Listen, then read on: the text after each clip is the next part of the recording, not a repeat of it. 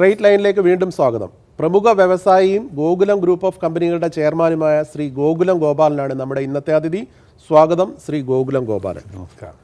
അപ്പോൾ താങ്കൾ തുടങ്ങി വെച്ച വ്യവസായം ഇപ്പോൾ 51 വർഷത്തിലെത്തി. പ്രത്യേകിച്ചും ഗോകുലം ഗ്രൂപ്പിൻ്റെ ഫ്ലാഗ്ഷിപ്പ് കമ്പനി എന്ന് വിശേഷിപ്പിക്കാവുന്ന Gokulam chit fund and finance private limited. അതെ, എന്താണ് ഇത്രയും കാര്യം ഒരു അരനൂറ്റാണ്ടിലേറെ ഇങ്ങനെ ഇപ്പോൾ രാജ്യം മുഴുവൻ പടർന്ന് പന്തലിച്ച് നിൽക്കുന്നു?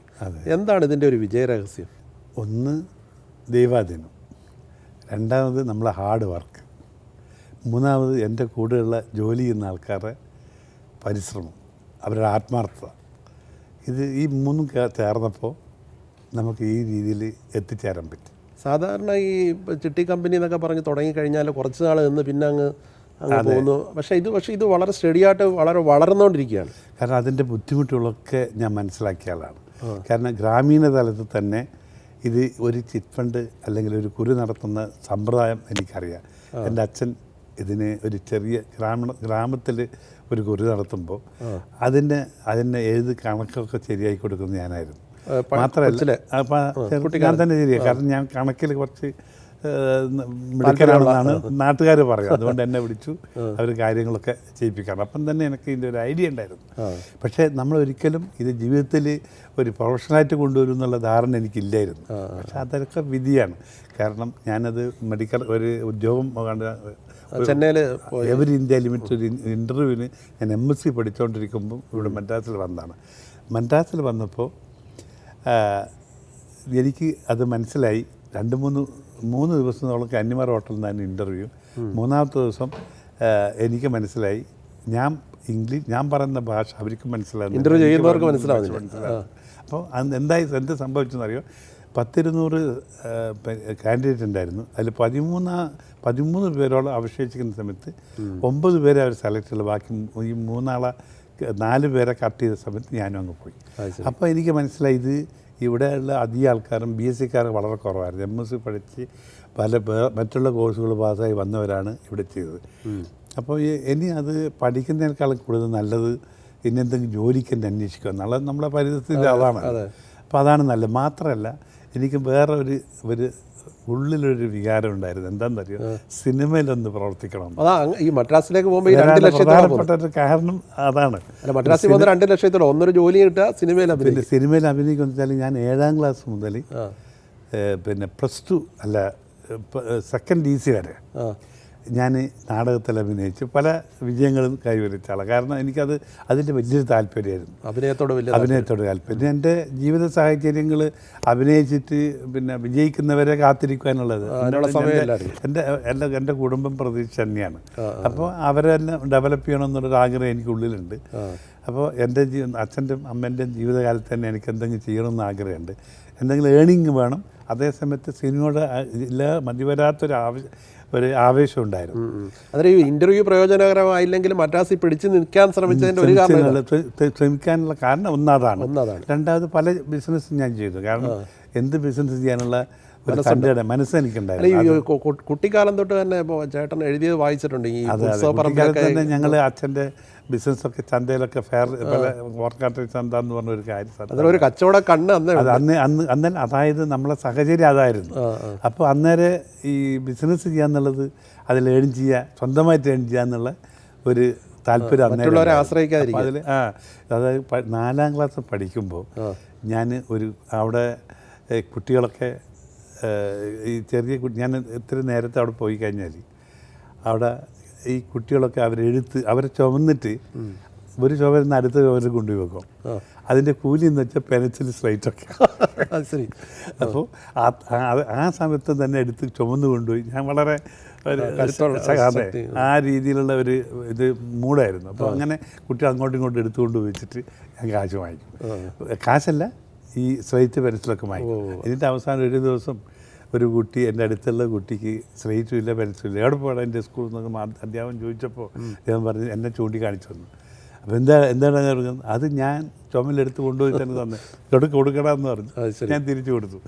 മനസ്സിലായില്ല. അപ്പോൾ അങ്ങനെ അതല്ല, ആ ചെറുപ്പത്തിൽ ഞാൻ ഇതിൻ്റെ പറയാനുള്ള കാരണം ചെറുപ്പത്തിലെ നമുക്ക് എന്തെങ്കിലും ചെയ്യണം, സ്വന്തമായി അധ്വാനിച്ച് ചിന്തയുണ്ട്. പിന്നെ അതാണ് അതിൻ്റെ ജീവിത രീതിയായിരുന്നു. ചെന്നൈ ചെന്നിട്ട് പിന്നെ ഇത് ഈ ഇൻ്റർവ്യൂ വിജയകരമാകാതിരുന്നുകൊണ്ട് മെഡിക്കൽ റെപ്രസെൻറ്റേറ്റീവ് അത് ഒരു ഞാൻ ലോട്ടറി ഷീറ്റിൻ്റെ പരിപാടി ഉണ്ടായിരുന്നു. ലോട്ടറി ഷീറ്റ്, അപ്പോൾ ഈ ലോട്ടറി ഷീറ്റിൽ എല്ലാവർക്കും വാങ്ങിച്ച് കൊണ്ടുപോയി കൊടുക്കും, ഏജൻസിമാരെ വെച്ചിട്ട് നമ്മൾ സെയിൽസ് ചെയ്യും. അപ്പോൾ ആ സമയത്ത് ഈ അവസാന ദിവസം ലോട്ടറി ഷീറ്റ് പോവാത്ത കുറേ ടിക്കറ്റുകൾ ഉണ്ടാവും, അത് കൊണ്ടുപോയി സെയിൽസ് ചെയ്യും.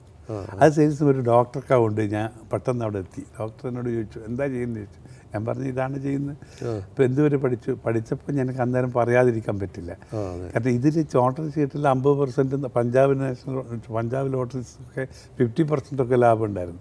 കേരളം, പഞ്ചാബ്, അന്ന് എല്ലാ ഇതും മദ്രാസിൽ അന്ന് അനുവദിക്കാൻ. അപ്പോൾ അതിൽ തന്നെ അതുകൊണ്ട് ഡോക്ടർ ചോദിച്ചു എന്ത് പണിയെടുക്കുക. ഞാൻ പറഞ്ഞു ഇതൊക്കെ ചെയ്യുന്ന സമയം എന്ത് വേണമെങ്കിലും എടുക്കാം, കുഴപ്പമില്ല. അപ്പോൾ അന്നേരം തന്നെ ലെറ്റർ എൻ്റെ ബ്രദറാന്ന് പറഞ്ഞ് എനിക്ക് എഴുതി തന്നു. ഡോക്ടർ മംഗളം അല്ലേ? ഡോക്ടർ മംഗളം, അതെ. അന്ന് എഴുതി തന്നു. അങ്ങനെയാണ് പിന്നെ ഒരു ജോലി കിട്ടിയപ്പം തന്നെ വലിയ റെസ്പെക്റ്റിലാണ്. സാധാരണ ഒരു ജോലി ചെയ്യുന്ന ഒരു ജോലിക്കാരനെന്ന് പറയുമ്പോൾ, അപ്പോൾ അവിടെ എനിക്ക് മംഗളത്തിൻ്റെ ഒരു സഹൃദത്വം കൊണ്ട് എനിക്ക് ഏറ്റവും നല്ല റെസ്പെക്റ്റ് കിട്ടി. നമ്മൾ ജോലി ചെയ്തു. ജോലിയിൽ ഞാൻ മിടുക്കനായിരുന്നു. എനിക്ക് ഒരു 3 മാസം കൊണ്ട് ഒരു മോട്ടോർ സൈക്കിൾ ഈ ജോലിക്ക് ഒരു വസ്ത്രം അല്ല സൂട്ടും കോട്ടും മേടിക്കാൻ വേണ്ടിയാണോ ഈ കുറി തുടങ്ങി? അത് എല്ലാവർക്കും അറിയുന്ന കാര്യമാണ്. ഞാനൊരു അതിന് വേണ്ടി ജോലി കിട്ടിയപ്പോഴാണ് എനിക്കിങ്ങനെ ഒരു കുറി വെപ്പിച്ചിട്ട് ഒരു 600 രൂപ വെച്ച്, ആ 600 രൂപ കൊണ്ടാണ് ഞാൻ വീട്ടിൽ ബുദ്ധിമുട്ടിക്കേണ്ടെന്ന് വിചാരിച്ചു. 600 രൂപ കൊണ്ടാണ് നമ്മുടെ സൂട്ട് കോട്ടൊക്കെ വാങ്ങിച്ചത്. അപ്പോൾ അത് കഴിഞ്ഞ ശേഷം എല്ലാവരും ചോദിച്ചു എന്താ നിങ്ങളൊരു കുറി വെച്ചിട്ട് അറിഞ്ഞല്ലോ, എന്നാൽ അത് ഞങ്ങൾ വേണ്ടി ചേരാമെന്ന് പറഞ്ഞു. അപ്പോൾ ഒന്നുകൂടി ആരംഭിക്കാമെന്ന് പറഞ്ഞു. അങ്ങനെ ആരംഭിച്ച് 1968 മൈലാപ്പൂരിൽ തുടങ്ങി എന്ന് പറയുന്നത് അതാണ്. അതാണ് 1968 ആരംഭിച്ചത്. ഒന്നുമില്ലാതെ ഞാൻ തന്നെ ഞാൻ മെഡിക്കൽ പ്രൊഫഷണൽ ജോലി കഴിഞ്ഞതിന് ശേഷം ഞാൻ തന്നെ കളക്ഷൻ എടുത്ത് കൊണ്ടുവരും. അപ്പോൾ ആൾക്കാരെല്ലാം ബന്ധപ്പെട്ട് പിന്നെ ഒരാളെ വെച്ചു, പിന്നെ 2 വെച്ചു. അപ്പോൾ ഈ മെഡിക്കൽ ജോലി ഉപേക്ഷിച്ചു? അപ്പോൾ ഇല്ല, ജോലി ഉപേക്ഷിച്ചില്ല. ജോലി 4 മണിക്കൂറേ ഉള്ളൂ. കാലത്ത് 4 മണിക്കൂർ, വൈകുന്നേരം 4 മണിക്കൂർ ജോലി കഴിഞ്ഞാൽ പിന്നെ ഞാൻ ഫ്രീ ആയി. അപ്പോൾ ആ സമയത്ത് ഇതും ചെയ്തു. ജോലി എന്ന് പറഞ്ഞു കഴിഞ്ഞാൽ ഞങ്ങൾ ഏറ്റവും നല്ല ബിസിനസ് ചെയ്യുന്ന ഞാനായിരുന്നു. ശരി. മെഡിക്കോളെ, കാരണം ഓരോ ഡോക്ടർമാരുടെ അടുത്തും ഞങ്ങൾ ഒരു ഡോക്ടറെ അടുത്ത് പോയപ്പോൾ ഡോക്ടർ ചോദിച്ചു നിങ്ങൾ സൈനോവെറ്റ് എന്നൊരു പ്രൊഡക്റ്റ് ബി കോംപ്ലക്സ് പ്രൊഡക്റ്റാണ് ഇത്, നിങ്ങൾ ഇത് എന്ത് കണ്ടീഷനിൽ നമുക്ക് ചെയ്യാൻ പറ്റുമെന്ന് ചോദിച്ചു. അപ്പം ഞാൻ പറഞ്ഞ ഒരു കാര്യം ചെയ്തു സാറേ, നമുക്കൊരു ഒരു നല്ലൊരു കണ്ടീഷനാക്കാം. ഈ ഏരിയയിലുള്ള 10 ഫാർമസി മുഴുവനും നിങ്ങൾ ബിസിനസ് 10 ഫാർമസിയിൽ എന്ത് സെയിൽസ് നടത്താലും ഞാൻ ആ അക്കൗണ്ട് എടുത്തിട്ട് ഡോക്ടർക്ക് അതിൻ്റെ ഒരു കമ്മീഷൻ തരാമെന്ന് പറഞ്ഞു. അത് ശരി. അപ്പോൾ അതെല്ലാം ആലോചിച്ച് ശരിയാണോ എന്ന് ചോദിച്ചു. ശരി, ഇത് ജെൻറ്റിൽമെൻ എഗ്രിമെൻ്റ്, ജെൻറ്റിൽമെൻ്റ്. അങ്ങനെ അന്നത്തെ 1968 കിട്ടത്തട്ട് 2000, 3000, 4000 പിന്നെ ഒരു ബോട്ടിൽ ഒരു മാസം 10 ഷോപ്പിൽ കൂടി പോകുന്നുണ്ട്. കാരണം എന്താ കാര്യം വെച്ചാൽ ഇയാൾ എല്ലാത്തിലും ബി കോംപ്ലക്സ് എന്നുള്ള ഇതായതുകൊണ്ട് സൈനോവെറ്റിൻ്റെ ഇതും. കാരണം ഇത് ബി കോംപ്ലക്സ് ആണെങ്കിൽ ഏത് മരുന്ന് കഴിക്കുന്നവരും ബി കോംപ്ലക്സ് കഴിക്കാം. അത് യൂറിലങ്ങ് പാസ് ചെയ്യും. ആദ്യം ആയിക്കാന്ന് പറഞ്ഞാൽ നമുക്ക് ബി കോംപ്ലക്സ് കൂടുതൽ അത് യൂറിൽ പോകും. അപ്പോൾ അതിനൊരു വിഷമമില്ല. അപ്പോൾ അയാളൊരു ബിസിനസ് ടൈപ്പ് എന്നെ സഹായിക്കാൻ വേണ്ടി ഇങ്ങനെ ചെയ്യുന്നത്.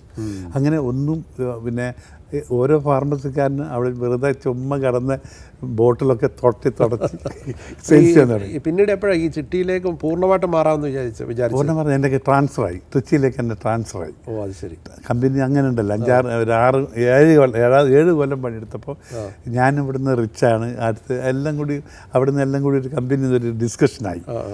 അപ്പം പിന്നെ ഞാൻ എൻ്റെ ബിസിനസ്സൊക്കെ വലിയൊരു ബിസിനസ് ഞാൻ 7 കൊല്ലം കൊണ്ട് ഉണ്ടാക്കിയാണ്. അപ്പോൾ ആ രീതി എല്ലാവർക്കും അറിയാം. അപ്പോൾ എല്ലാവരും ആകുമ്പം ശരി ഇനിയിപ്പോൾ അവനൊന്ന് മാറ്റാമെന്നുള്ള രീതിയിൽ എന്നെ മാറ്റി. ആ തന്നെ ഞാൻ രാജിവെച്ചു. എനിക്ക് അന്നേരം മദ്രാസിന് പോകാൻ പറ്റാത്തൊരവസ്ഥയായിരുന്നു. എന്നിട്ട് ഇതിലേക്ക് പൂർണ്ണമായിട്ട് മാറി, കംപ്ലീറ്റ് ഇതിൽ മാറി. ഈ ചിട്ടി നടത്തിക്കൊണ്ട് പോകുന്നതിലെ ഒരു വലിയ റിസ്ക് എന്താണ്? റിസ്ക് എന്ന് വെച്ചാൽ നമ്മൾ ഒരു പണം കൊടുത്ത്, നിങ്ങൾക്കറിയാം, ഒരു 10,000 രൂപ ആയിരിക്കും കടം കൊടുത്ത് അത് തിരിച്ചു വരാനുള്ള വിഷമം. കാരണം കാശുള്ളവനല്ല വാങ്ങിക്കുക, കാശില്ലാത്തവൻ എൻ്റെ ഒരു കടം വാങ്ങിക്കുക.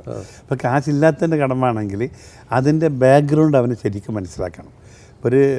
അപ്പം അവൻ പണക്കാരനായാലും അല്ല ദാരിദ്ര്യനായാലും ആരായാലും അവൻ കൊടുക്കൽ വാങ്ങൽ എത്രത്തോളം പിന്നെ കൃത്യമാണെന്നുള്ള കണക്ക് കണ്ടുപിടിക്കണം. അതാണ് അവൻ ആദ്യമായിട്ട് പഠിക്കേണ്ടത്.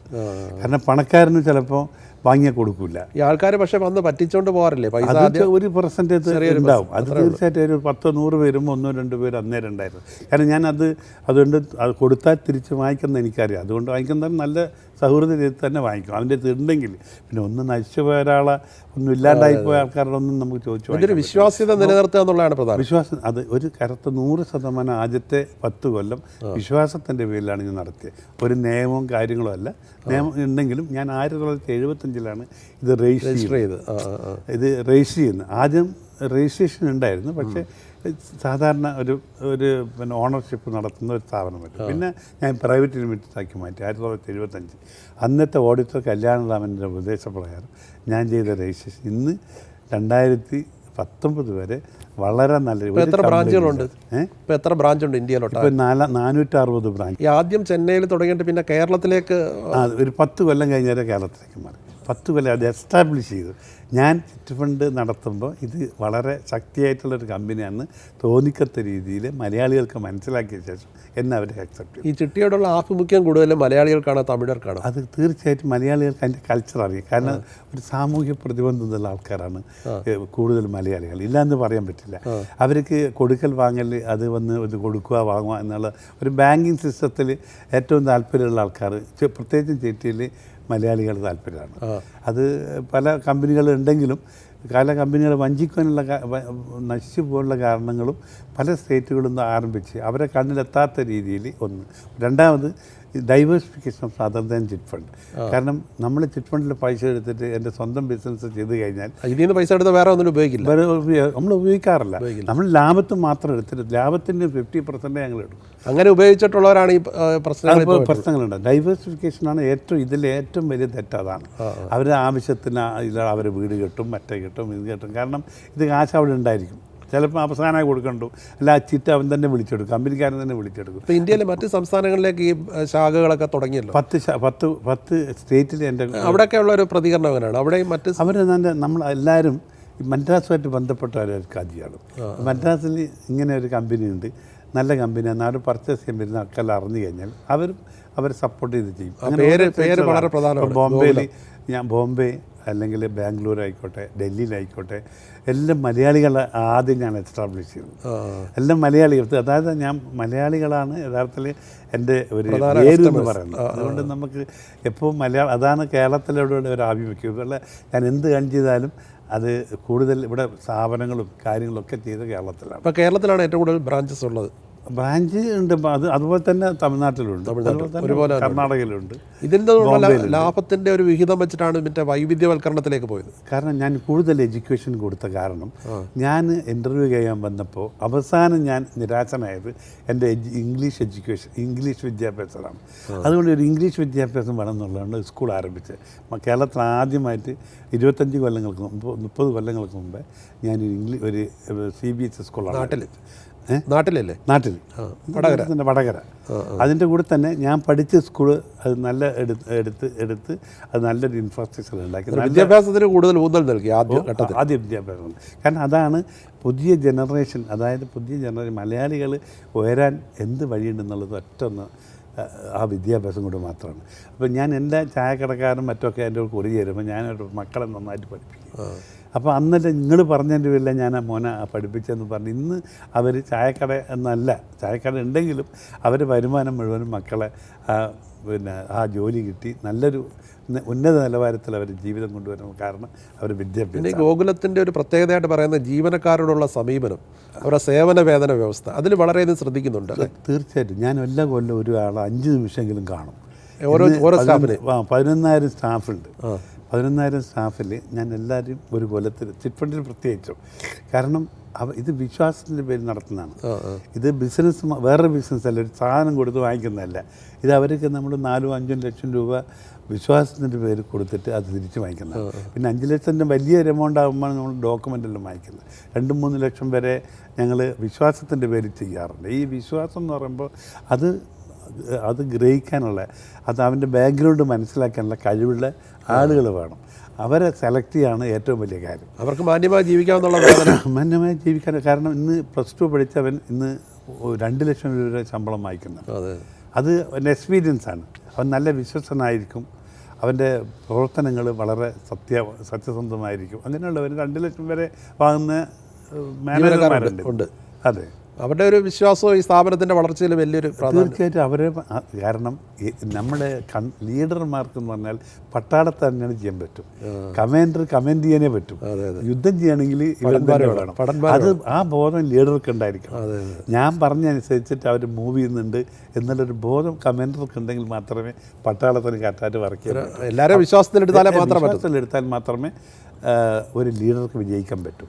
അപ്പോൾ അങ്ങനെയുള്ളൊരു വിശ്വാസം എനിക്ക് കിട്ടിയിട്ടുണ്ട് എന്നുള്ള വിശ്വാസമാണ് എൻ്റെ. അതുകൊണ്ട് മാത്രമാണ് ഇത്രയും കമ്പനി ഇന്ന് 450 എല്ലാവരും ചോദിക്കാറുണ്ട് 450 ബ്രാഞ്ചൊക്കെ നിങ്ങൾ എങ്ങനെ കൺട്രോൾ ചെയ്യുന്നു, ഒരു ബ്രാഞ്ച് നടത്തിയിട്ട് അത് ചെയ്യാൻ പറ്റുന്നില്ല. ഞാൻ പറഞ്ഞാൽ അതൊന്നും അല്ല, അത് പ്രാക്ടിക്കലാണത്. നമ്മൾ ഒരു ദിവസം 450 ബ്രാഞ്ച് ആരംഭിച്ചില്ല. പടിപടിയായിട്ട് ഓരോ സ്റ്റെപ്പ് വെക്കുമ്പോൾ നമ്മൾ ഒരു വലിയ ഹൈറ്റായിട്ടുള്ള മലയെ കയറുമ്പോൾ നമുക്ക് ഒരു ദിവസം പാഞ്ഞ് ഓടിക്കയറാൻ പറ്റില്ല. ഓരോ സ്റ്റെപ്പ് ഒരു ദിവസം കഴിഞ്ഞാൽ നമുക്ക് ഹിമാലയത്തിൻ്റെ മേലെയും കയറാം. അതാണ് നമ്മൾ പ്രാക്ടിക്കലായിട്ട് പഠിച്ചൊരു കാര്യം. ഇപ്പോൾ 11,000-ഓളം പേര് ജീവനക്കാരായിട്ട് തന്നെ ഉണ്ട്. പിന്നെ ഇതിൻ്റെ പരോക്ഷമായിട്ട് ഒരുപാട് പേർക്ക് പ്രയോജനമുണ്ട്. ഒരു പൊതു ചോദ്യം ചോദിച്ചു, കേരളത്തിൽ തന്നെ ഇപ്പോൾ ഒരുപാട് ചെറുപ്പക്കാർ തൊഴിലില്ലാതെ നിൽക്കുന്നുണ്ട്. അതെ, ചേട്ടൻ്റെ അഭിപ്രായത്തിൽ എന്താണ് ഒരു പോംവഴി? മുമ്പേ ഏതൊരു കമ്പനി ബ്രാഞ്ച് ആരംഭിക്കുമ്പോൾ അവിടെ ഒരു 10, 40, 50 ആൾ ജോലിക്ക് കൊണ്ടിരിക്കാറുണ്ട്. ഇന്ന് കമ്പനി ആരംഭിക്കുമ്പോൾ ഒരാളും വരാറില്ല. അങ്ങനെ വരാറില്ല. കാരണം അവർക്ക് ആർക്കും തന്നെ അന്യനാട്ടിൽ പോകാൻ മനസ്സില്ല. ഇവിടെ എന്ന് പറഞ്ഞാൽ നിങ്ങൾക്കറിയാം, ഇപ്പോൾ അന്ന് ബംഗാളികളും മറ്റൊന്നും ഇവിടെ ഇല്ലായിരുന്നു. ഇന്ന് ബംഗാളികൾ വന്ന് വർക്ക് ചെയ്യാണ്. കാരണം ഇവിടുത്തെ ചെറുപ്പക്കാർക്ക് ഇപ്പോൾ ചെറിയൊരു രോഗം ബാധിച്ചെന്ന് പറഞ്ഞാൽ, കാരണം എന്തും ജോലി ചെയ്യാനുള്ള, അതായത് എവിടെ പോയി ജോലി ചെയ്യാനുള്ള മനസ്സ് ഇല്ല എന്നുള്ള ദുരഭിമാനം വന്നിട്ടുണ്ട്. അതിന് അന്യനാട്ടിൽ പോകേണ്ട കാര്യമില്ല, ഇവിടെ തന്നെ നല്ല റിച്ചാണ്. പിന്നെ ബംഗാളികൾ പറയുന്ന അവരെ ഒരു സെക്കൻഡ് ദുബൈയാണ് ഇതെന്ന് പറയുന്നത്. അപ്പോൾ ആ രീതിയിലുള്ള ഒരു സാമ്പത്തിക വളർച്ചയോടെ ഉണ്ടായതിൻ്റെ പേരിലായിരിക്കും അവരാരും അന്യനാട്ടിൽ വരാൻ ഇഷ്ടപ്പെടുന്നില്ല എന്നുള്ളത്. രണ്ടാമത് അവർക്ക് എന്ത് ജോലിയും ചെയ്യാനുള്ള ഒരു മാനസികാവസ്ഥ ഇല്ല എന്നുള്ളതാണ്. അധ്വാനിച്ച് ജോലി ചെയ്യാൻ തയ്യാറാവുന്നവർക്ക് കേരളത്തിൽ ജോലിയുണ്ട്, തീർച്ചയായിട്ടും ഇന്നുണ്ട്. അത് മാത്രമല്ല എവിടെ പോയ, കാരണം ഞാൻ ഓൾ ഇന്ത്യ മലയാളി അസോസിയേഷൻ്റെ ഒരു പ്രസിഡൻറ്റും കൂടിയാണ് ഞാൻ. 28 സ്റ്റേറ്റിലെ മലയാളികൾ ഞങ്ങളെ കമ്മിറ്റിയിലുണ്ട്. ആ ഓരോ സ്റ്റേറ്റിലും പോകുമ്പോൾ എനിക്ക് മനസ്സിലായത് ഓരോരോ സ്റ്റേറ്റിലും മലയാളികൾ ചെറിയ ചായക്കട മുതൽ ഏറ്റവും അവിടുത്തെ ഗവൺമെൻറ് സെക്രട്ടറി വരെ, അല്ലെങ്കിൽ ഏറ്റവും ഉയർന്ന ഫാക്ടറി വരെ മലയാളികൾ നടത്തുന്നു. കേരളത്തിൽ ജോലി ചെയ്യാനേ അവർക്ക് മടിയുള്ളൂ. അല്ല, അവിടെ എല്ലാം മലയാളികളുണ്ട്, അത് വളർന്നവരുണ്ട്. അല്ല, ഞാൻ പറഞ്ഞ കേരളത്തിൽ ജോലി ചെയ്യാനേ ഉള്ളൂ, അവർക്ക് മടിയുള്ളൂ. പുറത്ത് പോയാൽ അവർ നല്ല മിടുക്കന്മാരാണ്. മാത്രമല്ല ജനറലായിട്ട് ഞാൻ കണ്ടുവരുന്ന കാര്യങ്ങൾ മഞ്ഞനാട്ടിൽ പോയി കഴിഞ്ഞാൽ അവർ നന്നായി കാണുന്നുണ്ട്. വളരെ ചെറിയ 2% ചീത്തയായി, ബാക്കിയൊക്കെ ഉയർന്നു വരുന്നുണ്ട്. അന്യനാട്ടിൽ പോയാൽ മാത്രം ഇവിടെയും ഇന്ന് അതിന് സാഹചര്യങ്ങളുണ്ട്. ജോലി ചെയ്യുകയാണെങ്കിൽ ഇന്ന് കേരളത്തിൽ തന്നെ നല്ല ജോലി. ഇപ്പോൾ വിദ്യാഭ്യാസ സ്ഥാപനങ്ങൾ തുടങ്ങി, അത് കഴിഞ്ഞിട്ട് പിന്നെ ഹോസ്പിറ്റൽ, മെഡിക്കൽ കോളേജിലേക്കൊക്കെ മാറി. അതെ, മെഡിക്കൽ കോളേജ് എന്ന് പറഞ്ഞാൽ എൻ്റെ ഒരു ആഗ്രഹമായിരുന്നു ഒരു ഹോസ്പിറ്റൽ ആരംഭിക്കുക എന്ന്. അതിന് പ്രത്യേക കാരണം ഞാൻ മെഡിക്കൽ റെപ്രസെൻറ്റേറ്റീവ് പണിയെടുത്തു. മാത്രമല്ല എൻ്റെ 3 കാര്യം എന്ന് വെച്ചാൽ, ഒന്ന് ആത്മീയമായിട്ടും ജനങ്ങളെ വളർത്തിക്കൊണ്ടുവരിക എന്നുള്ളതാണ്. രണ്ടാമത് അവരെ ജീവകാരുണ്യ പ്രവർത്തനങ്ങൾ ചെയ്യുക. ജീവകാരുണ്യ പ്രവർത്തനങ്ങൾ നമ്മൾക്ക് എന്ത് ചെയ്യാൻ പറ്റും, ഒരു ഹോസ്പിറ്റൽ ഉണ്ടാക്കിയാൽ മാത്രം വരുമാനമുണ്ട്, ഒരു നല്ലൊരു ഹോസ്പിറ്റൽ. അങ്ങനെയാണ് മെഡിക്കൽ കോളേജ് ഉണ്ടാക്കിയത്. ആത്മീയമായിട്ട് വരുന്നത് വെച്ചാൽ ക്ഷേത്രം എന്നല്ല, അവർ വിശ്വസിക്കുന്ന ദേവാലയങ്ങൾ. ആ ദേവാലയങ്ങൾക്ക് കൂടുതൽ പ്രാധാന്യം കൊടുത്തു കഴിഞ്ഞാൽ തീർച്ചയായും ഒരു ആത്മീയമായിട്ടൊരു ബോധമുണ്ട്. കാരണം പ്രപഞ്ചത്തിൽ ഒരു അവാച്യമായ ശക്തിയുണ്ട്. അതാണ് നമ്മൾ നിയന്ത്രിക്കുന്ന എല്ലാം തന്നെ. അത് കണ്ടറിയാൻ ഞാൻ ആരാണെന്നുള്ളൊരു ബോധം ഉണ്ടാകുക എന്നതാണ് ആത്മീയമായിട്ടുള്ളത്. അത് ഈ ഈശ്വരനെ പ്രാർത്ഥിക്കുക എന്ന് വെച്ചാൽ അത് നമുക്കറിയാതെ അതായത് നമ്മൾ എന്ത് പ്രാർത്ഥിച്ചാലും നമുക്ക് അത് അതായത് നല്ല മനസ്സോടെ പ്രാർത്ഥിക്കണം. ആരാധനാലയങ്ങളെ എല്ലാ മതത്തിൻ്റെ ആരാധനാലയങ്ങളെ സഹായിക്കാറുണ്ട്. എല്ലാ മതത്തിൻ്റെ നമ്മൾക്ക് അങ്ങനെ എന്നോട് ആരും വന്ന് ചോദിച്ചിട്ടുണ്ടെങ്കിൽ മതമൊന്നും ചോദിക്കാറില്ല. പ്രാർത്ഥനാലയം എന്ന് പറയുമ്പോൾ നമ്മളത് സഹായിക്കാറുണ്ട്. പിന്നീട് ഹോട്ടൽ ബിസിനസ്സിലേക്കും സജീവമായി. ഹോട്ടൽ ബിസിനസ് അതും ഒരു ഹോസ്പിറ്റാലിറ്റി ആണല്ലോ, അതൊരു ഹോസ്പിറ്റാലിറ്റി. പിന്നെ കാരണം കേരളത്തിൽ വളരാൻ പറ്റുന്ന 3 കാര്യമാണ്. ഒന്ന് ടൂറിസം, ഒന്ന് എഡ്യൂക്കേഷൻ, 3 IT. ഈ 3 കാര്യം മാത്രമേ ഇന്ന് കേരളത്തിൽ ഡെവലപ്പ് ചെയ്യാൻ പറ്റൂ. അപ്പം ടൂറിസത്തിൻ്റെ പ്രധാനപ്പെട്ട ഭാഗം ഹോട്ടൽസാണ്. അപ്പോൾ ഹോട്ടൽസിനെ ഡെവലപ്പ് ചെയ്താൽ മാത്രമേ ടൂറിസം നന്നാവും എന്നുള്ള ഒരിത് കൊണ്ടാണ്. അതായത് കേരളത്തിൻ്റെ വികസനം എങ്ങനെ ഉണ്ടാവും എന്നുള്ള ഒരു ചിന്താഗതി എപ്പോൾ നമുക്കുണ്ട്. കാരണം അന്യനാട്ടിൽ ഞാൻ താമസിക്കുന്നതാണെങ്കിലും കേരളത്തിൻ്റെ പറ്റി അതായത് അമ്മ, നമ്മൾ എത്രയോ അമ്മമാരെ കണ്ടാലും സ്വന്തം അമ്മ എന്നുള്ള ഒരു ഇതുണ്ടാവുമല്ലോ. പക്ഷേ കേരളത്തിൽ വ്യവസായം നടത്തിക്കൊണ്ട് പോകുന്ന അത്ര എളുപ്പം വ്യവസായം എന്നല്ല, ഈ മൂന്നും നടക്കൂടാ. കാരണം നമ്മളൊരു ഫാക്ടറി നടത്തേണ്ട അത് എങ്ങനെ വെള്ളം കൊണ്ടുപോകാം. ഇപ്പം എത്രയോ സ്ഥാപനങ്ങൾ അടച്ചുപൂട്ടിയാണ്. അതിൻ്റെ കാരണങ്ങൾ ഒന്ന് തൊഴിലാളികളുടെ അന്നത്തെ മാനസികാവസ്ഥ. ഇന്നത് മാറിയിട്ടുണ്ട്, ഒരു 75% മാറിയിട്ടുണ്ട്. കാരണം മാറി, ഒരു വിധത്തിൽ മാറിയിട്ടുണ്ട്. എന്നാലും കുറച്ചൊക്കെ ഇന്നും കാണും. അത് കുറച്ച് ദുർവാശി അവരടുത്തുണ്ടാവും, പക്ഷേ കുറച്ച് അതിൻ്റെ ഉടമസ്ഥന്മാരടുത്തുണ്ടാവും, ഇല്ലയെന്ന് പറയാൻ പറ്റില്ല. പക്ഷേ എത്രയായാലും ജോലിക്കാരെന്ന് വരുന്ന സമയത്ത് അവരോട് ഒരു അന്തസ്സായിട്ട് പെരുമാറി കഴിഞ്ഞാൽ ഒരു പ്രശ്നങ്ങളും അവർക്ക് ഉണ്ടാവില്ല എന്നുള്ള എൻ്റെ അഭിപ്രായം. ഇപ്പോൾ ടൂറിസം മേഖലയിലും IT മേഖലയിലും എഡ്യൂക്കേഷൻ സെക്ടറിലാണ് ഇനി ഏറ്റവും കൂടുതൽ. അല്ല, ഈ 3 മേഖലയിലാണ് ഞാൻ. IT എനിക്ക് ചെയ്യാൻ പറ്റില്ല. അതിലേക്ക് വരാൻ ഉദ്ദേശിക്കുന്നുണ്ടോ? IT രംഗത്ത് ഞാൻ എൻ്റെ സ്ഥാപനങ്ങൾക്കുള്ള സോഫ്റ്റ്വെയർ നമ്മൾ തന്നെ ഉണ്ടാക്കുന്നത്. അത് കാലക്രമേണ ചെയ്യാം. പക്ഷേ ഇത് ഹോട്ടൽ വ്യവസായം, പിന്നെ രണ്ടാമത് ഈ ടൂറിസത്തിലാണ് ഹോട്ടൽ വ്യവസായത്തിൽ കൂടുതലുണ്ടാവും. പിന്നെ വിദ്യാഭ്യാസം.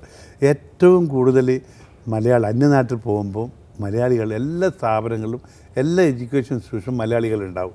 അതെന്തുകൊണ്ട് നമുക്ക് കേരളത്തിൽ ചെയ്തുകൂടാ എന്നുള്ള ഒരിതുണ്ട്. അപ്പോൾ പ്രൈവറ്റ് സ്ഥാപനങ്ങൾക്ക് ഇമ്പോർട്ടൻസ് ഗവൺമെൻറ് കൊടുക്കണം എന്നാണ് ഞാൻ പറയുന്നത്. ഈ ഇപ്പോഴത്തെ പുതിയ ഗവൺമെൻറ് എന്ന് പറയാൻ പറ്റില്ല, തീരെ ഒരു 1.5 വർഷം ബാക്കി. അതെ, ഇപ്പോഴത്തെ ഏത് ഗവൺമെൻറ് ആയാലും പ്രൈവറ്റ് എഡ്യൂക്കേഷന് കൂടുതൽ സ്ഥാനം കൊടുക്കണം. ഗവൺമെൻറ് പൊതുവിദ്യാഭ്യാസം നല്ലത് തന്നെ, പാവങ്ങൾക്ക് പഠിക്കാൻ നല്ലതാണ്. പക്ഷേ അതിൽ കവിഞ്ഞിട്ട് ഇവിടെ ബാംഗ്ലൂരും ഡൽഹിയിലും ബോംബെയിലൊക്കെ പോകുന്ന ആൾക്കാരെ ഇവിടെ തന്നെ എന്തുകൊണ്ട് പഠിപ്പിച്ചുകൂടാ? അതിനുള്ള വിദ്യാലയങ്ങൾ ഇവിടെ ഉണ്ടാക്കിയാൽ, അതിൻ്റെ ഇൻഫ്രാസ്ട്രക്ചർ ഉണ്ടാക്കിയാൽ, അതിനുള്ള യോഗ്യതയുള്ള ടീച്ചർമാർ അധ്യാപകന്മാരും ഉണ്ട്, ഫാക്കൽറ്റി ഉണ്ട്. പിന്നെ എന്തിനാ ഇവർ അന്യനായിട്ട് പോകുന്നു? അല്ല, ഇവിടെ തന്നെ പഠിക്കാനുള്ള ഉണ്ടായിക്കൊണ്ടുവരും. ഗവൺമെൻറ് സപ്പോർട്ട് വേണം. അത് സ്വകാര്യ മേഖലയെ സഹായിക്കണം ഗവൺമെൻറ്. സ്വകാര്യ മേഖല എന്നല്ല, അത് അനീതിയായിട്ട് കാശ് വാങ്ങുന്നവരെ സഹായിക്കണം ഞാൻ പറയുന്നില്ല. ന്യായമായിട്ട് ചെയ്യുന്ന ആൾ, അതായത് പാവങ്ങൾക്ക്. അത് ഞാനിപ്പം ഗവൺമെൻറ് തന്നെ MCI ഈ മെഡിക്കൽ കോളേജിൽ വന്നപ്പോൾ 25% ഞങ്ങൾ ഫ്രീ ആയിട്ട് പഠിപ്പിക്കാമെന്ന് പറഞ്ഞു. ബാക്കി ഞങ്ങൾ മറ്റുള്ള വിദ്യാഭ്യാസം നല്ല സാമ്പത്തിക ശേഷിയുള്ളവരോട് 10-15 ലക്ഷം രൂപ. പാവപ്പെട്ടവരൊക്കെ പഠിപ്പിക്കാൻ വേണ്ടി ഒരു പ്രത്യേകത ഉണ്ട്. അല്ല, ഞാൻ ചെയ്യുന്നുണ്ട്, എനിക്ക് ചെയ്യാതിരിക്കാൻ പറ്റില്ല. അതിന് വാച്ച്മാൻ ഒരു മകനായിരിക്കും. ഞാൻ ഗവൺമെൻറ് CM തന്നെ കഴിഞ്ഞ പ്രാവശ്യം കൊടുത്ത് 2-3 കുട്ടിയൊക്കെ ഞാൻ അവരെ മുമ്പ് തന്നെ കൊടുത്തിരിക്കുന്നു. പിന്നെ ഗോകുലം മെഡിക്കൽ കോളേജിൽ പോലും പാവപ്പെട്ടവരെ ചികിത്സിക്കുന്ന സൗജന്യമായിട്ട് അതുണ്ട്. അത് വേറെ വിദ്യാർത്ഥികളെ ഞാൻ പറഞ്ഞത്. വിദ്യാർത്ഥികളെ തന്നെ പാവപ്പെട്ടവർ. ഇപ്പോൾ ഒരു വാച്ച്മാൻ്റെ മകനായിരിക്കും, നല്ല മാർക്ക് വാങ്ങി അവൻ വന്നു. ഒരു കൊല്ലം ഗവൺമെൻറ് എന്തായാലും ബാങ്കിൽ നിന്നൊക്കെ ലോൺ വാങ്ങിച്ച് കെട്ടി. രണ്ടാമത്തെ കൊല്ലം അവൻ ബാങ്കിൽ നിന്ന് ലോൺ കിട്ടും, ഒന്നും കിട്ടില്ല. എന്നോട് പറഞ്ഞ് ഞങ്ങൾ വീട്ടിലെത്തിക്കോ, നിങ്ങൾ എന്താ ചെയ്യേണ്ടത്, ഗോപാലട്ടനോട് വരികയാണ് എന്ന് പറയാണ്. അപ്പോൾ ആ കുട്ടീനെ അല്ല ഇനി വീട്ടിലിരുന്ന് എനിക്ക് പറയാനുള്ള മനസ്സില്ല. അപ്പം ഞങ്ങൾ തന്നെ പഠിപ്പിക്കുവാണ്. അപ്പോൾ അതിൻ്റെ ഒരു കണ്ടീഷൻ വെച്ചിട്ട് നമ്മൾ പഠിപ്പിക്കുവാണ്. പക്ഷെ എന്നാലും ഗവൺമെൻറ്റോട് ഞാനെന്താ പറയുന്നത് വെച്ചാൽ 25% ഞങ്ങൾ ചെയ്യാം, അവർ ഫ്രീ ആയിട്ട് പഠിപ്പിക്കാം. 75% അവരെടുത്ത് ന്യായമായ ഫീസ് നമുക്ക് ഫീസ് തരുവാനുള്ള ഒരു സാഹചര്യം ഉണ്ടായി തന്നാൽ, അങ്ങനെ ഒരു ആവശ്യപ്പെടാൻ തീർച്ചയായിട്ടും ഞങ്ങൾ ചെയ്യാൻ തയ്യാറാണ്. എൻ്റെ പേഴ്സണലായിട്ട് അഭിപ്രായമാണ് മെഡിക്കൽ കോളേജിൽ അങ്ങനെ ചെയ്യണം. കാരണം മുമ്പേ മെഡിക്കൽ കോളേജിൽ വരുന്നവർ കാശുള്ളവരാണ്, അവരെന്തെങ്കിലും മാനേജ്മെൻറ്റ് കാശെല്ലാം കൊടുത്ത് അവർ പഠിപ്പിക്കും. ഇന്ന് വരുന്ന കുട്ടികൾ MCI നല്ല മാർക്ക് വാങ്ങി വരുന്ന കുട്ടികളാണ്. പാവപ്പെട്ട കുട്ടികളാണ് ഏറ്റവും കൂടുതൽ നല്ല മാർക്ക് വാങ്ങി വരുന്നത്. അപ്പോൾ അവരെ പഠിപ്പിക്കുക എന്നുള്ളത് ഒരു ധാർമ്മിക ഉത്തരവാദിത്തമാണ് ഗവൺമെൻറ്. അത് പ്രൈവറ്റുകാർ ചെയ്യുന്നില്ലെങ്കിൽ തന്നെ ഗവൺമെൻറ് ചെയ്യണം. ഗവൺമെൻറ് ചെയ്യുന്നില്ല, പ്രൈവറ്റ് ചെയ്യാൻ തയ്യാറാണ്. പക്ഷേ അതിന് അവരെ പ്രോത്സാഹിപ്പിച്ച് കഴിഞ്ഞാലേ ചെയ്യാൻ പറ്റും. നമ്മുടെ പോക്കറ്റിൽ നിന്ന് കാശെടുത്ത് ചെയ്യാൻ പറ്റില്ലല്ലോ. ഇപ്പോൾ ഈ നീറ്റ് എക്സാം പാസ്സാകാൻ വേണ്ടി ഇവിടുന്ന് ബെൻസ് കാറിലാണ് പാലേക്ക് വന്നത്. അവനെന്തിനാ ഒരു കൺസെഷൻ കൊടുക്കേണ്ട കാര്യം ഗവൺമെൻറ് എന്ന് ഞാൻ ചോദിക്കുന്നത്. അതെ. ഇപ്പോൾ ഈ ടൂറിസം മേഖലയുടെ കാര്യം പറഞ്ഞു, അന്നേരം ഹോട്ടൽ മേഖലയിൽ ഇനി പുതിയ പ്രോജക്റ്റുകൾ എന്തൊക്കെയാണ്? ഇപ്പോൾ ഞാനിപ്പോൾ ഒരു കുറേ 10-15 ഹോട്ടൽ എനിക്കുണ്ട്. ബാംഗ്ലൂർ ഹോട്ടൽ നന്നായിട്ടൊരു 5 സ്റ്റാർ ഹോട്ടൽ എടുത്തിട്ടുണ്ട്. ഇപ്പോൾ ഒരു 5 സ്റ്റാർ കുമരകം ഇപ്പോൾ ഒരു 5 സ്റ്റാർ ഹോട്ടൽ വരാൻ പോകും. 10 ഏക്കർ സ്ഥലത്ത് നമ്മൾ വരുന്നുണ്ട്. ഗോകുലം എന്നുള്ള പേരെങ്ങനെ വന്നു? ഗോകുലം എന്നുള്ള രീതി എനിക്കിഷ്ടപ്പെട്ട ഒരു പേരായിരുന്നു ഗോകുലം എന്നുള്ളത്. ഗോകുലം എന്നുള്ളത് ഞാൻ പഠിക്കുന്ന സമയത്തൊക്കെ എൻ്റെ അച്ഛന് പശുക്കളോട് വലിയ ഇഷ്ടമാണ്. അപ്പോൾ എന്നോട് പറയും രാവിലെ പാല് കറന്ന് ഞാൻ തന്നെ കഴിക്കാറുള്ളൂ. ശരി. അപ്പോൾ രാവിലെ കറന്ന് കഴിക്കണ്ടേ, പോയിക്കോ പശുവിനെയും കൊണ്ടുപോയിക്കൊന്നു. അപ്പം പശുവിനെ മേക്കാൻ കൊണ്ടുപോകുമ്പോൾ അതിന് ഈ പശുക്കളോട് എനിക്ക് വലിയ സ്നേഹമാണ്. അപ്പോൾ അത് പിന്നെ മാത്രമല്ല ഗുരുവായൂർ പോകുമ്പോൾ അവിടെ ഒരു ഗോകുലം എന്നുള്ള ഒരു പശുക്കളെ ഒരു സ്ഥലമുണ്ട്, മനസ്സിലായില്ല? അവിടെ ഞാൻ പോയി കണ്ടു. അപ്പോൾ ആ ഗോകുലം എന്നുള്ള പേര് എൻ്റെ മനസ്സിൽ തട്ടിയൊരു പേരാണ്. അങ്ങനെയാണ് ഗോകുലം, ഞാൻ തന്നെ ഇട്ട പേരാണ്. അങ്ങനെയാണ് ഗോകുലത്തിൻ്റെ. പശുക്കളോടുള്ള ഇഷ്ടം കൊണ്ടാണ് ഇവിടെ തിരുവനന്തപുരത്ത് ഗോകുലം മെഡിക്കൽ കോളേജിൻ്റെ അവിടെ പശുക്കളെ വളർത്തുന്നുണ്ട് അല്ലേ? ഞാൻ 50 പശുക്കളുണ്ട് ഇപ്പോൾ. അവിടെ വന്ന് കണ്ടാൽ നിങ്ങൾക്ക് അറിയാം, 50 പശുക്കൾ, നല്ല മേത്തറുള്ള പശുക്കൾ. അവിടുത്തെ കുട്ടികളെ പാല് മുഴുവനും അതുകൊണ്ടാണ് ഞാൻ കൊടുക്കുന്നത്. അഭിനയത്തിൻ്റെ കാര്യം പറഞ്ഞു, അഭിനയത്തോട് ഉള്ളിൽ വലിയൊരു താല്പര്യം ഉണ്ടായിരുന്നു. അതെ, ആ താല്പര്യത്തിൽ നടന്നു സിനിമാ രംഗത്തേക്ക് പിന്നീട് സജീവമായി. തീർച്ചയായിട്ടും സിനിമ രംഗത്ത് 1976 അല്ലൊരു വയസ്സ്, അതായത് എൻ്റെ സിനിമേൻ്റെ ആ മോഹം പോയിട്ടില്ല. അപ്പം ഇപ്പോൾ ജീവിതത്തിലേക്ക് പഠിക്കട്ട് കയറാൻ വേണ്ടി നമ്മൾ സാമ്പത്തിക ലാഭത്തിന് വേണ്ടിയിട്ട് നമ്മൾ ബിസിനസ്സൊക്കെ ചെയ്തതെങ്കിലും ആ സിനിമയുള്ളൊരു ആഭിമുഖ്യം ഉണ്ടല്ലോ, അത് പോയില്ല. അപ്പോൾ അതുകൊണ്ടാണ് ഇനി അഭിനയിക്കാൻ ഇപ്പം പറ്റില്ല, ഇനി അത് പ്രൊഡ്യൂസറാകാമെന്ന് വിചാരിച്ചിട്ട് അല്ലൊരു വയസ്സും തെലുങ്ക് പടം ആദ്യം എടുത്തു. അത് കാരണം വിജയൻ്റെ അച്ഛൻ ഞാൻ എൻ്റെ വലിയ ഫ്രണ്ടായിരുന്നു, ചന്ദ്രശേഖരൻ്റെ അവരുമായിട്ട് ഞാൻ നല്ല ബന്ധമായിരുന്നു. ആ ബന്ധത്തിൽ അദ്ദേഹം എന്നോട് പ്രോത്സാഹിപ്പിച്ചു, നമുക്കൊരു തെലുങ്ക് പടം എടുക്കാം. അദ്ദേഹം ആദ്യമായിട്ട് സംവിധാനം ചെയ്ത പടം അതാണ്. വിജയമായിരുന്നു, നല്ല വിജയമായിരുന്നു. പക്ഷേ എനിക്ക് ലാഭമായിട്ട് അത് കിട്ടാൻ പറ്റില്ല. കാരണം ഡിസ്ട്രിബ്യൂഷൻ എന്നൊരു ചോറുണ്ടല്ലോ, അവർ എടുത്തപ്പോൾ അവർ നമ്മളെ ചിലവുകൾ നിറയെ എഴുതി നന്നായിട്ട് ഓടി. ജയചിത്രൻ കൃഷ്ണനായിരുന്നു അഭിനയിച്ചിരുന്നു, നല്ല പടമായിരുന്നു.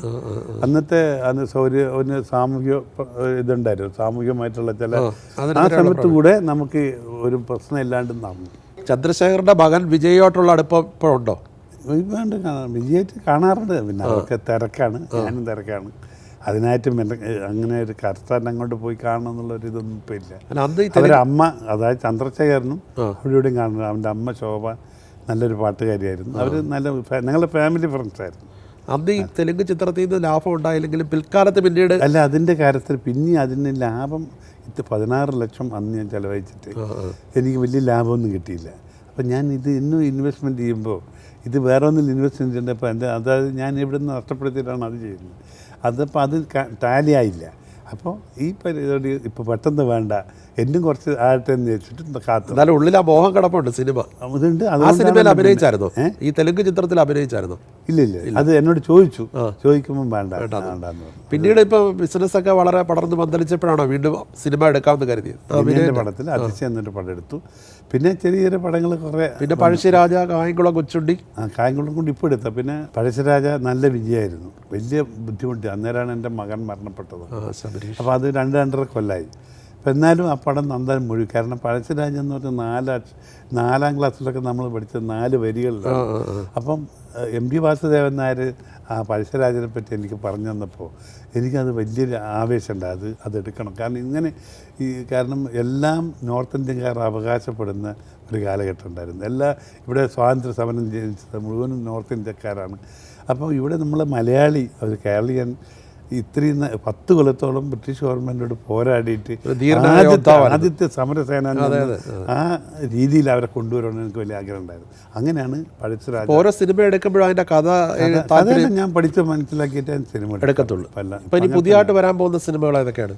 ഇപ്പോൾ ഒരു മഞ്ജു അഭിനയിക്കുന്നൊരു മഞ്ജു വാര്യർ, റോഷൻ ആൻഡ്രൂസിൻ്റെ പടം. അത് പ്രതി പൂവൻ കോഴി ഷൂട്ടിംഗ് നടന്നുകൊണ്ടിരിക്കും. ശ്രീശക്തി കാണിക്കുന്ന ഒരു പടമാണ്. സ്ത്രീകളെ മല്ലിട്ട് നിന്ന്, അതായത് സമൂഹത്തിൽ അവരെ ഒരു മാതിരിയായി ചിത്രീകരിക്കുന്ന കുറേ ആൾക്കാരുണ്ട്. അവരെ ബുദ്ധിമുട്ടിക്കുന്ന ആൾക്കാരെ അതിൽ നിന്ന് അതിജീവിക്കുന്ന ഒരു സ്ത്രീൻ്റെ കഥയാണ്. കുഞ്ചൻ നമ്പ്യാരെ കുറിച്ച് സിനിമ അതെടുക്കുന്നുണ്ട്. അതിൻ്റെ തിരക്കഥ ആരായിരുന്നു? തിരക്കഥ ജയകുമാർ IAS, അതാണ് എനിക്ക്. ഹരിഹരനാണ് സംവിധാനം. അതിൻ്റെ ഷൂട്ടിംഗ് ഉടനെ തുടങ്ങിയിട്ടില്ല, എൻ്റെ ഇത് നടക്കണം, എൻ്റെ ചർച്ചകൾ നടക്കുക. സന്തോഷ് ശിവനെ വെച്ചൊരു സിനിമ എടുക്കുന്നതായിട്ട് കേട്ടാ? അത് കേട്ടു. പക്ഷെ അതേ കേട്ടു പറഞ്ഞാൽ അത് ഇതിന് ഇദ്ദേഹം ഉണ്ടല്ലോ, അത് എഴുത്തുകാരന് ചില അഭിപ്രായ വ്യത്യാസം ഇദ്ദേഹത്തിലുള്ളത് കൊണ്ട് പെൻഡിങ്ങിൽ വെച്ചിരിക്കുകയാണ്. എൻ്റെ ഒരു പടത്തിൽ അയാൾ അഭിനയിച്ചു.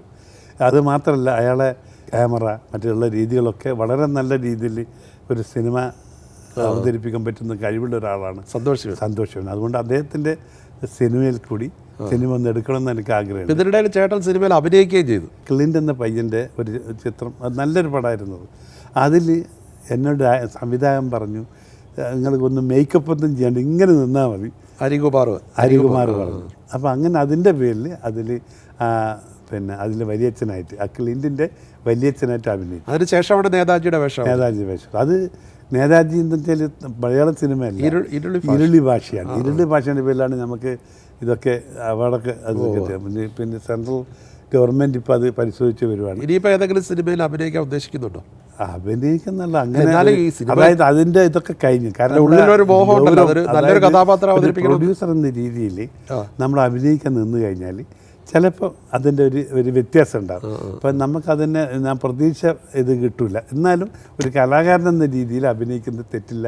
അതുകൊണ്ടാണ് നമ്മൾ നല്ല വേഷം കിട്ടിയാൽ അഭിനയിക്കും. വേഷം കിട്ടിയല്ല, കിട്ടുവാനുള്ള സൗകര്യം എനിക്കുണ്ട്. പക്ഷെ അതിനനുസരിച്ച് എനിക്ക് ഇഷ്ടപ്പെട്ട പടം വന്നാലേ, നല്ല ഇഷ്ടപ്പെട്ട വേഷം കിട്ടിയാൽ അഭിനയിക്കും. അത് തീർച്ചയായിട്ടും ചെയ്യാം. നിങ്ങൾക്ക് പാട്ട് പാടാൻ പറ്റുമെങ്കിൽ നിങ്ങൾക്ക് പാട്ട് പാടാം. എനിക്ക് പാട്ട് പാടാൻ അറിയില്ല, എനിക്ക് പാടാൻ പാടില്ല. അഭിനയിക്കാനുള്ള താല്പര്യം ഉള്ളതുകൊണ്ട് അഭിനയിച്ചാൽ കൊള്ളാമെന്നുണ്ട്. പക്ഷെ അതിൻ്റെ സന്ദർഭം, നിങ്ങൾ പാട്ട് പാടുമ്പോൾ നിങ്ങൾ ഏതെങ്കിലും സമയത്ത് പാടാൻ പറ്റില്ലല്ലോ. നിങ്ങൾക്ക് അതിനൊരു സന്ദർഭം കിട്ടിയാലേ നിങ്ങൾ പാടും. അതൊരു ന്യായമായ രീതിയിലായിരിക്കണം നിങ്ങളെ പാട്ട് പാടുന്നത്, അല്ലേ? ഏതെങ്കിലും അന്തരീക്ഷത്തിൽ പോയിട്ട് ആരെങ്കിലും 4-5 കള്ളു കുടിക്കുന്ന സമയത്ത് നിങ്ങൾക്ക് പാട്ട് പഠിക്കുമ്പോൾ അതിന് ഒരു മര്യാദ ഇല്ല. ഒരു ബിസിനസ്സുകാരൻ എന്നുള്ള നിലയിൽ ചോദിക്കുകയാണ്, സിനിമ ഒരു ലാഭകരമായ ബിസിനസ്സാണ്? അല്ല, ബിസിനസ് ലാഭം എന്ന് പറഞ്ഞാൽ ഇതൊരു കലാപരമായിട്ട് താല്പര്യമുള്ളത് കൊണ്ട് മാത്രമേ ചെയ്യാൻ പറ്റൂ. സിനിമ ലാഭത്തിന് വേണ്ടി ചെയ്യുന്ന പോലെ ചെയ്യേണ്ടെന്ന് ഞാൻ പറയും. കാരണം സിനിമ അതിൻ്റെ കലാമൂല്യങ്ങൾ എടുത്തുകൊണ്ട് അതിനെ ഹനിക്കാതെ നമ്മുടെ സിനിമ എടുക്കണം. ഇന്ന് പിന്നെ ചില സിനിമകൾ എടുക്കുമ്പം അല്ലാത്ത, അതായത് സമൂഹത്തിൽ നമ്മൾ കുടുംബത്തിൽ ഇറക്കാൻ പറ്റാത്ത സിനിമ എടുക്കുന്നുണ്ട്. അതൊക്കെ ലാഭം ഉണ്ടാക്കാൻ വേണ്ടി മാത്രം ചെയ്യുന്നതാണ്. അങ്ങനെയുള്ള സിനിമകളല്ല നമുക്കിന്ന് വേണ്ട. കലാമൂല്യങ്ങൾ, സാമൂഹ്യ പ്രതിബദ്ധതയുള്ള ചിത്രങ്ങൾ ആണ് ഇന്ന് സമൂഹത്തിന് ആവശ്യം. അത് ഇന്നത്തെ തലമുറ കാണുന്ന രീതിയിലും ആയിരിക്കണം.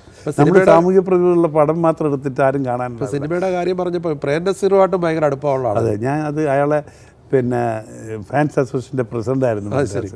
എനിക്ക് ഏറ്റവും നല്ല ഉപദേശം ചെയ്ത ഒരാളാണ്. യഥാർത്ഥത്തിൽ ഞാൻ പടങ്ങൾ എടുക്കാണ്ടായത് അതാണ്. അദ്ദേഹം പറഞ്ഞ സിനിമ എടുക്കരുത് മോനെ, പടം എടുത്താൽ നല്ല ബിസിനസ് ചെയ്യുന്ന ആളാണ് നീ, അത് മാറ്റിപ്പോവും. അതുകൊണ്ട് അങ്ങനെ സമയം വരും ഇനി എടുത്തോ എന്നും പറഞ്ഞു.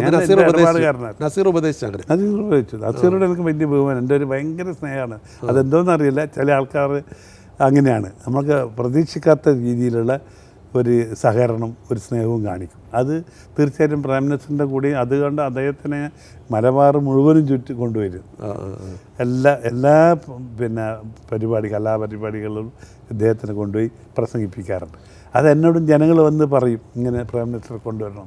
ഇപ്പോൾ പ്രൈം മിനിസ്റ്ററിൻ്റെ ആൾ എന്നാൽ ഞാനാന്നുള്ള രീതിയിലാണ് ആ രീതിയിലൊന്ന് ചെയ്യും. ഇപ്പോൾ പഴശ്ശിരാജ സിനിമ എടുത്തപ്പോഴും അതിലൊരു താല്പര്യം ഉണ്ടായിരുന്നു. ഇപ്പോൾ കുഞ്ചൻ നമ്പ്യാരെ കുറിച്ച് കുഞ്ചൻ നമ്പ്യാർ എന്ന് വെച്ചാൽ സാധാരണ നിങ്ങളിന്ന് പറഞ്ഞത് അന്നത്തെ കാലഘട്ടത്തിലെ നവോത്ഥാന നായകനായിരുന്നു.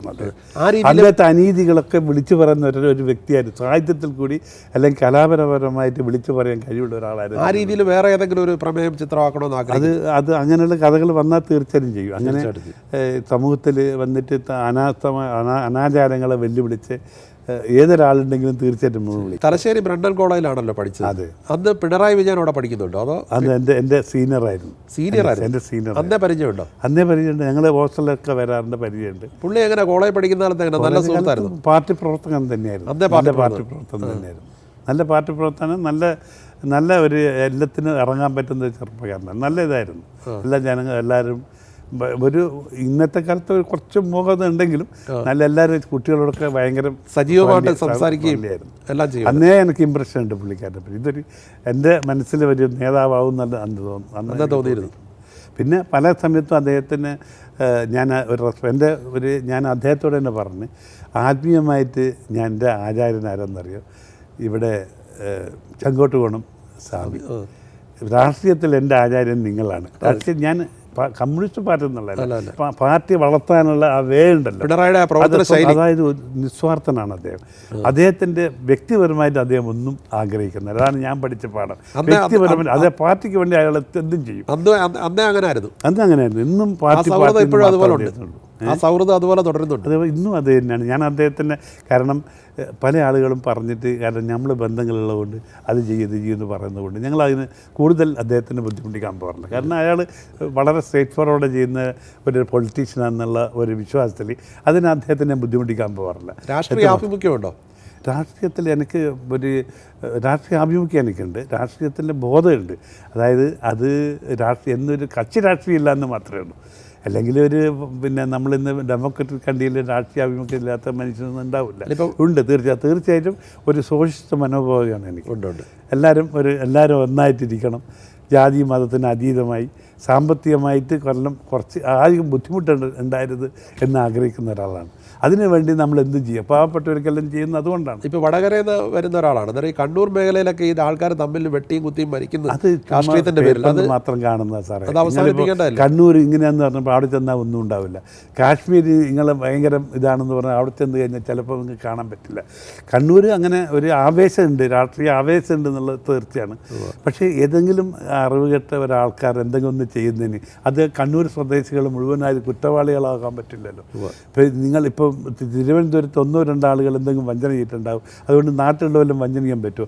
ഒരു പോലീസുകാരൻ എന്തെങ്കിലും പിന്നെ കട്ടിട്ടുണ്ടായിരിക്കും, അതുകൊണ്ട് പോലീസുകാരെല്ലാം കള്ളന്മാരെന്ന് പറയാൻ പറ്റില്ല. അപ്പോൾ അത് 100% വ്യക്തിപരമായിട്ടുള്ള കാര്യമാണ് ഈ അറിവും കുറവും നടക്കുന്നത്. അത് കണ്ണൂർക്കാരുടെ ദോഷമല്ല, ഈ വ്യക്തികളുടെ ദോഷം തന്നെ. മാധ്യമരംഗത്തേക്ക് കടന്നിരിക്കുകയാണ് ചാനൽ ഫ്ലവേഴ്സ് TV 24 എങ്ങനെ പോകുന്നുണ്ട്? നന്നായിട്ട് പോകുന്നുണ്ട്. കാരണം നിങ്ങൾക്കറിയാം ഞങ്ങളെ ഈ ഫ്ലവേഴ്സിൽ വളരെ ബുദ്ധിമുട്ടുള്ള ഒരു പ്രസ്ഥാനമാണെന്ന് എനിക്ക് ആദ്യം തന്നെ അറിയാം.